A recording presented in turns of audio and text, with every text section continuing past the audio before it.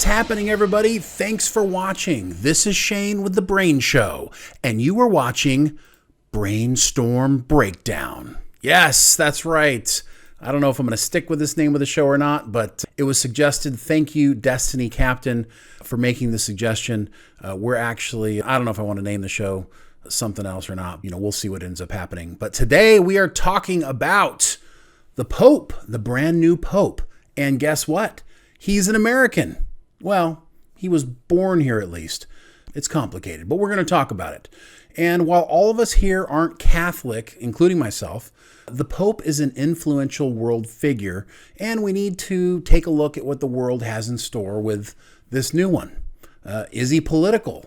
Has he chosen a side?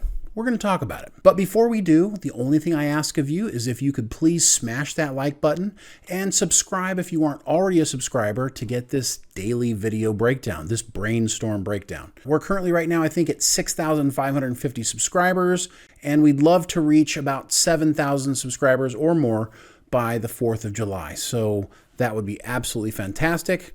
So let's go ahead and start talking about the Pope. Okay, so yesterday, the Vatican chose its 267th Pope, and of course, as we said, it was an American. Cardinal Robert Prevost was born in 1955 in Chicago, Illinois. That's right. He aspired to the priesthood at a young age and joined the Order of St. Augustine in 1977. He became an ordained priest in 1982. He served high in the Augustinian province of Chicago until 2014, when Pope Francis appointed him the apostolic administrator of Chiclayo, Peru. Yeah, try saying that twice. In 2015, he became a citizen of Peru and was named the Bishop of Chiclayo. In 2023, he became a cardinal, a deacon in Rome, giving him increased visibility in the church. So they really gave him a position high up in the church so that he could get to a place where he is today. 3 months ago, Pope Francis promoted him to cardinal bishop. Let's go ahead and watch some of when he first becomes Pope today, shall we?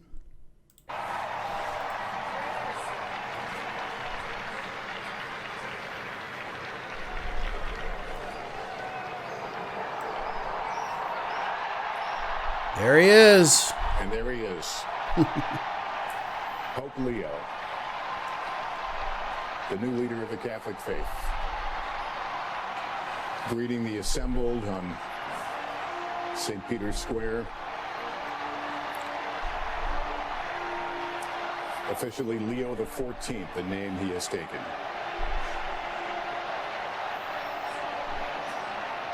And we're going to talk more about, explain why exactly popes take another name, but we'll do that shortly.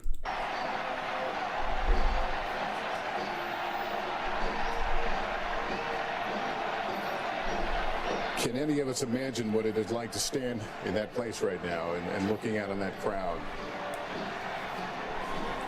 The leader of 1.4 billion Catholics. He looks amazingly relaxed, don't you? Yeah, I think it's exactly what I was thinking, and he seems comfortable in the role, which means he's probably been thinking about it over the last 24 hours as the votes mounted up. I've been to the Vatican. It's gorgeous. Sistine Chapel, amazing. This is, I look at this and last night when we talked about who the names were, he was the last on our list because he was a long shot, because he was an American. And I'm fascinated to know what happened in that conclave, how he rose to the top.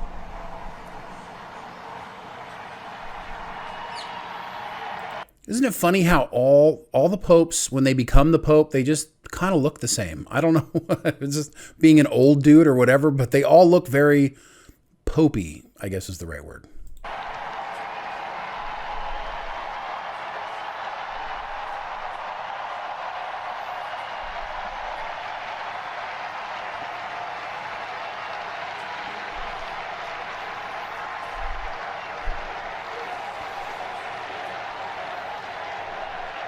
Look at that crowd. Wow.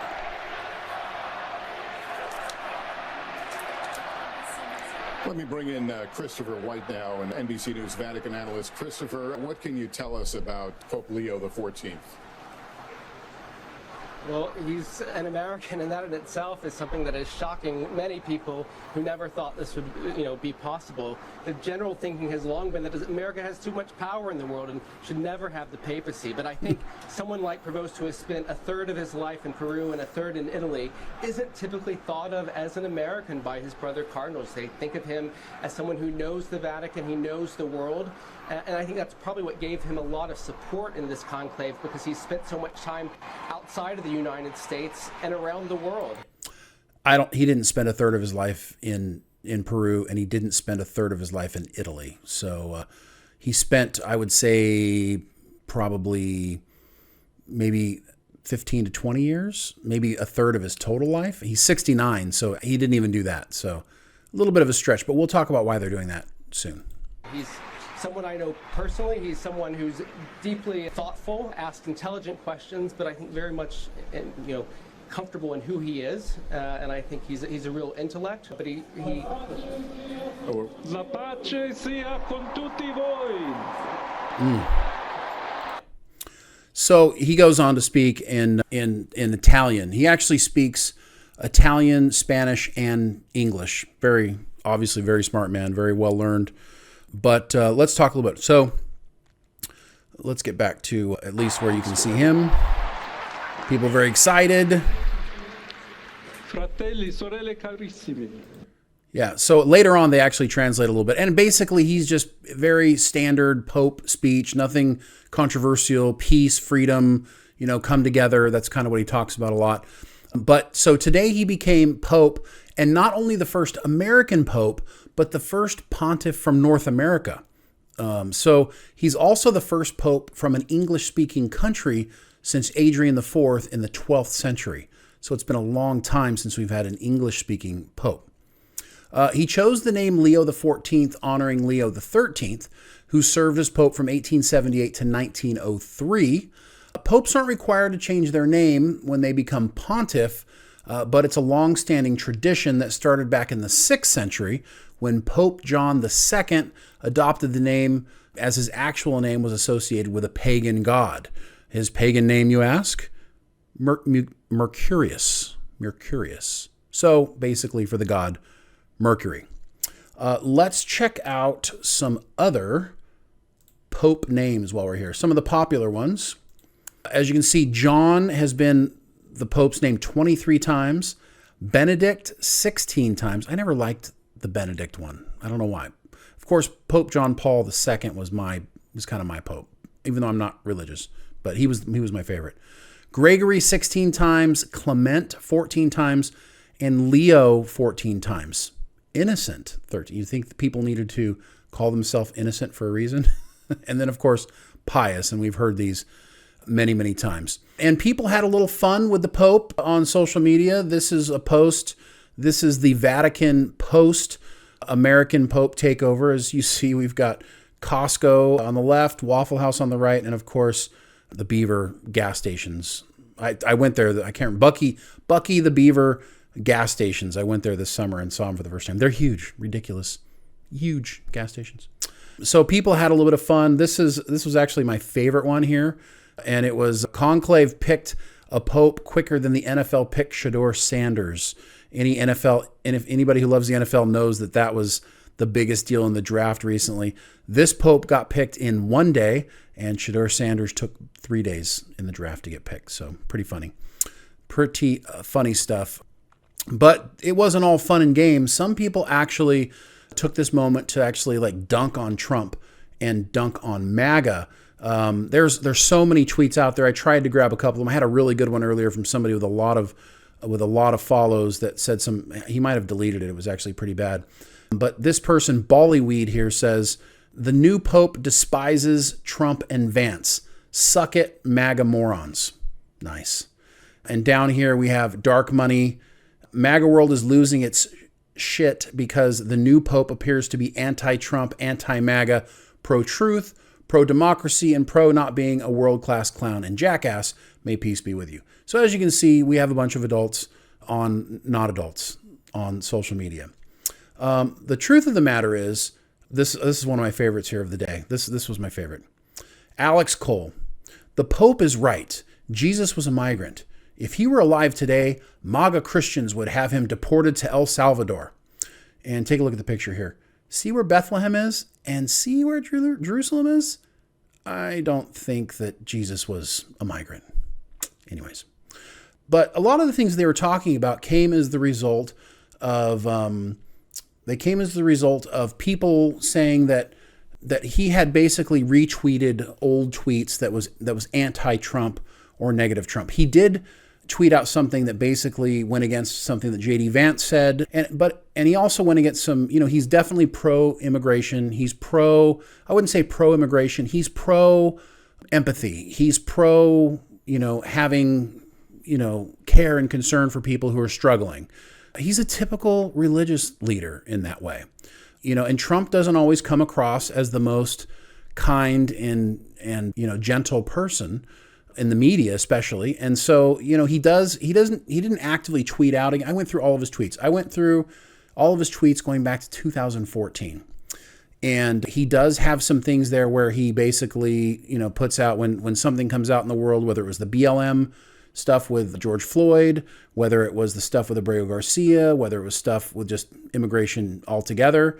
Basically, be tolerant, be peaceful, be loving, be caring for people who need help. That's basically what he did.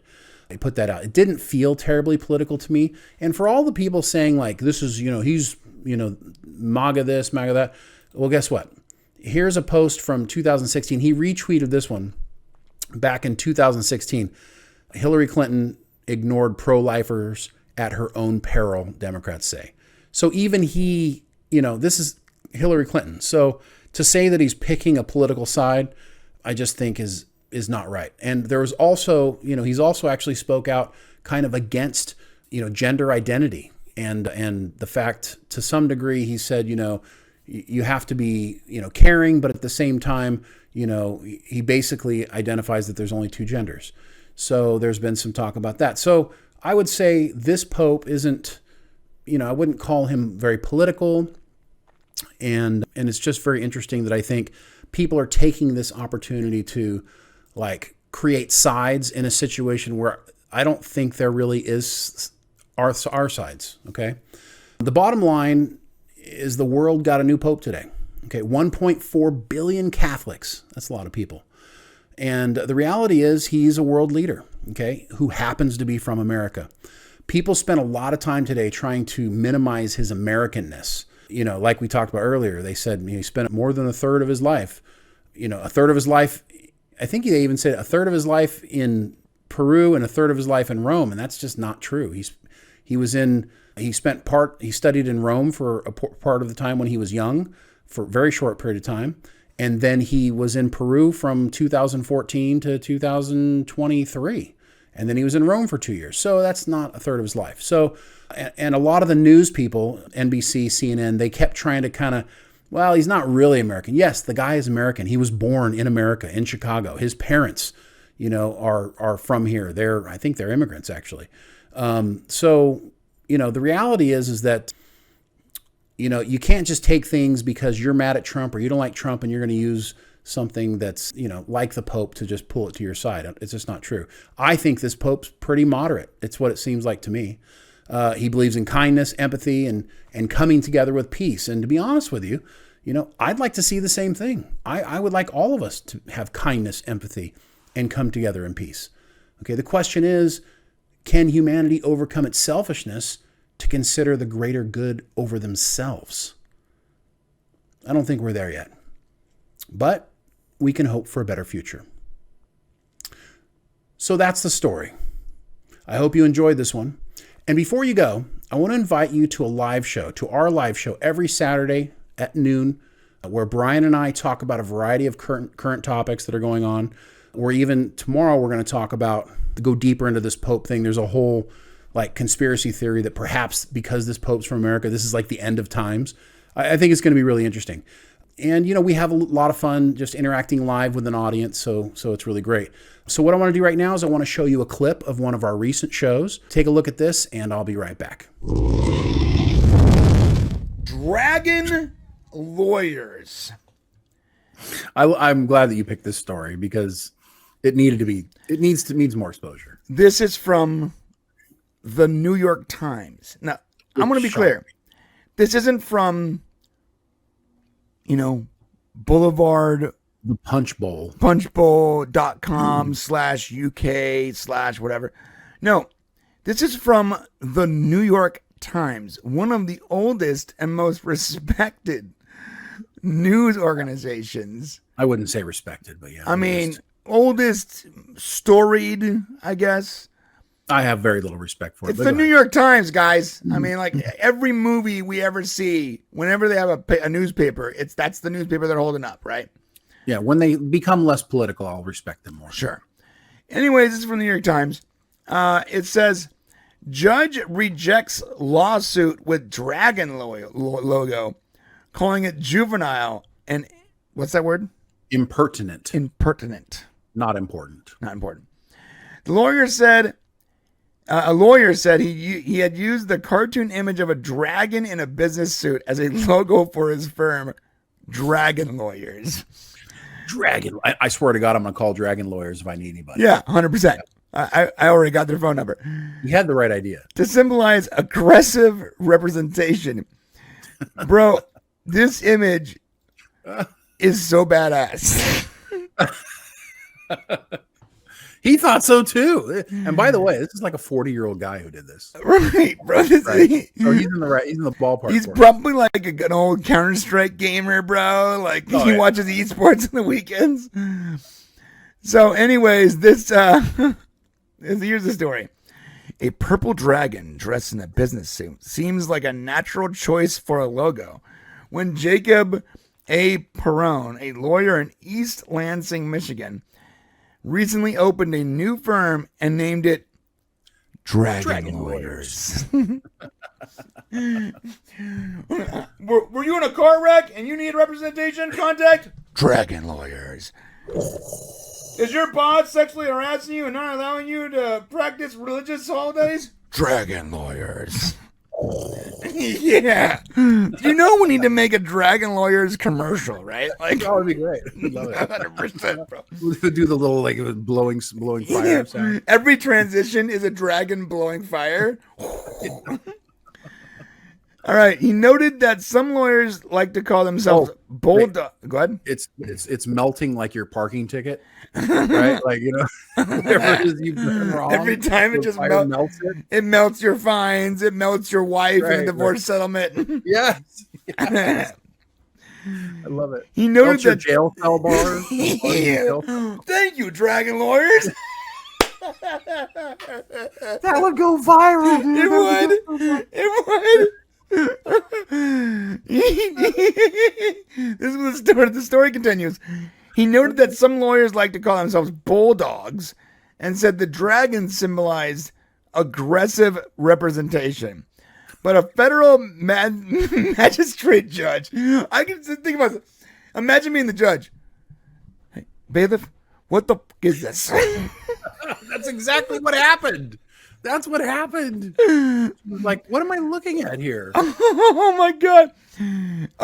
Judge Butters, in a wreck, need a check, Dragon Lawyers.